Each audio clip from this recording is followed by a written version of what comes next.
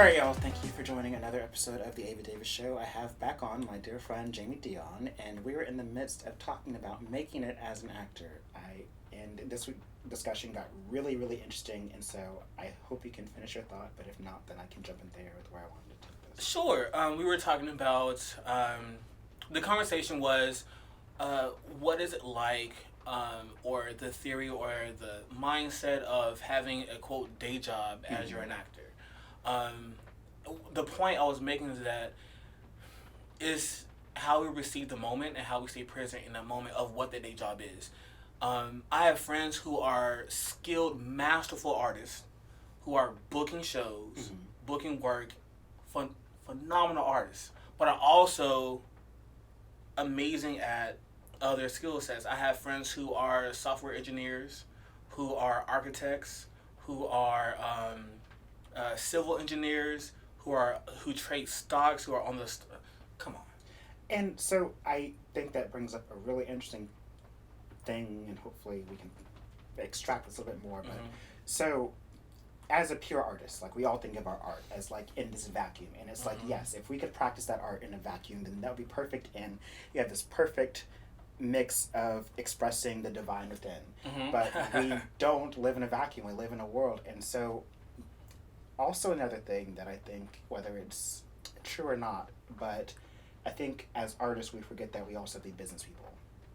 And so we're making a product. That product happens to be ourselves. And so it's almost having to have split minds of like do the art, but then also not only marketing the art, but marketing other skills you have. And so I think that comes into the business side of making it as an actor of it's okay to have multiple skill sets, and that does not mean that you're selling out or anything. In fact, it's helping you support your art even more. So there are two things that you hit on just now. That is, we do not live in a vacuum.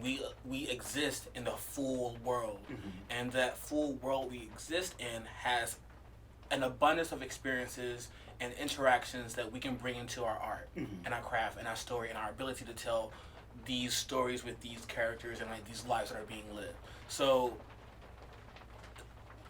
there are a number of acting teachers, coaches, theories, or what have you, that encourage you to exist in the world, live a full life, because there's no other way that you can craft a fully lived, a fully thriving life on camera, on stage, or what have you, without having that background. To 100%, it's called show business. Right. I think far too often people get hung up, or artists, I was one, get hung up on the showy part of it. But I think it was Michael Jackson who said it is 5% talent, 95% business. Yeah, and you have to know your craft in and out. You have to know the world that you're existing in. Sure, we have representatives who speak on our behalf, but I will encourage, support, and fully back anyone in searching for as much information as they can on their unions, their reps, their contracts, who is paying, like who the producers on the show that they want to be on, and what other choices they made. The financial side is so much to live and to understand. I'm still very much in my early stages of that that learning process and that learning curve, but is worth knowing for sure. Yeah. I want to switch gears a minute and also talk about, so we talked about it being show business and people having to have many talents. So in addition to acting and dancing, you're also a writer and producer. I am also a writer and producer, yes. Tell me some more about those things. What do you enjoy about the producing side that's different than the other side? And I'm interested to know your take because there's a part of producing that I love too. What I love, there are two elements of producing that I love most. The first thing is being able to provide opportunities for other people. Huge finger snaps, yes, come on. Yeah. In my career, my path, my journey, there have been an abundance of people who have provided opportunities and space for me. And it's not that I feel the need to give back. It's just what I want to do, period.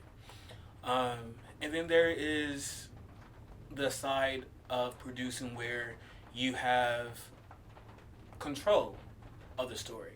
You can tell the story. You can provide the direction. Your voice matters, and that's not to say that you as an artist or you as a writer or whatever part of the totem pole you're on that you don't matter. Is the point I'm making is that it provides an opportunity to make a difference in the story and how the story is told. We all have opinions. I think as artists, it is vital that you have a point of view, and being in certain rooms with other producers, other writers, it sharpened that tool, and it's made me want to do things that matter to other people even more. So I love how you talk about being in the room. Excuse me. And again, this is going back to the previous conversation of like initially viewing acting or whatever art form in a vacuum, but then coming out into the real world. I think that especially a lot of younger people starting out don't realize that when you see the big names, it's not just them being a big name and starring in it. They also have a hand behind the scenes of producing it and getting it to happen. Like, for instance, Eddie and I just finished watching Emily in Paris, and there I am watching the credits and, really enjoying Lily Collins and I wish I could remember her name, but she was phenomenal. Something Parks. I'm going to get it right. I'm going to put it right there. But anyways, and looking at the credits, the first producer credit that rolls is Lily Collins, and it's like going out there and making your own work happen. And you also look at bigger stars too. Like I remember there was this one conversation we were having with Seed and Spark and Film Impact, where they brought in someone to talk to us, and it turns out it was Rachel Brosnahan's producing partner from Marvelous Miss Maisel, and looking for vehicles that Rachel could star in and produce and make that's content outside of what she's currently doing. And I think that goes across the board even for someone like Ava Davis, who's like, she figured out like I have to be producing stuff if I want to be in the stories that I want to be told. So I don't know how that dovetails, but that dovetails somewhere in what you were saying. Well, there is this magnificent variety conversation. I forget who the moderator was, but it was Algie Smith, Aldous Hodge, Derek Luke, Jay Farrow, and one more person. Oh, and Chris. Oh my gosh, I'm so sorry, Chris.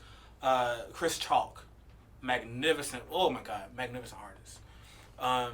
They were having a very similar conversation about producing and being a part of Hollywood or breaking into Hollywood, as it were. But Chris made a very hefty claim in a conversation, and he's produced and written and starred in his own stuff too. But his comment was, "We are Hollywood. We are Hollywood. This is us. We are it." Tell me more about it.